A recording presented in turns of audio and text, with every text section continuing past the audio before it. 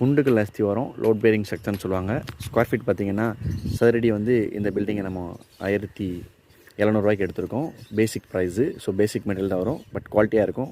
Cement Ramco Dalmia use பண்ணோம், கம்பி ISI எல்லாமே மெட்டீரியல் குவாலிட்டியான மெட்டீரியல்ஸ் தான். ஸோ லோ பிரான்ச் கிடையாது. ஸ்கொயர் ஃபீட் கம்மினால நம்ம இது பண்ணுறது கிடையாது. ஸோ இந்த லோட் பேரிங் ஸ்ட்ரக்சர்ஸில் பார்க்கும்போது என்ன பார்க்கணும்னா, சுற்றிக்கு நம்ம குண்டுக்குள்ள அஸ்திவாரம் தான். கீழே 1.25 அடி அஸ்திவாரம், 1.5 அடி வரைக்கும் அகலம் போயிடும்.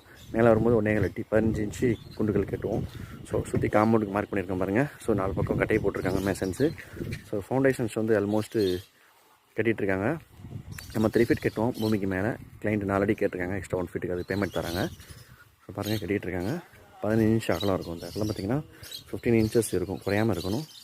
ஸோ பாருங்கள் குண்டுகள் கட்டிகிட்ருக்காங்க. குண்டுகள் வச்சு பழமையான மெத்தட், குவாலிட்டியாக இருக்கும். So old is கோல்டுன்னுவாங்க. G+2 2 மாடி வரைக்கும் கட்டிக்கலாம், எந்த விதமான சம்மந்தங்களும். மேலும்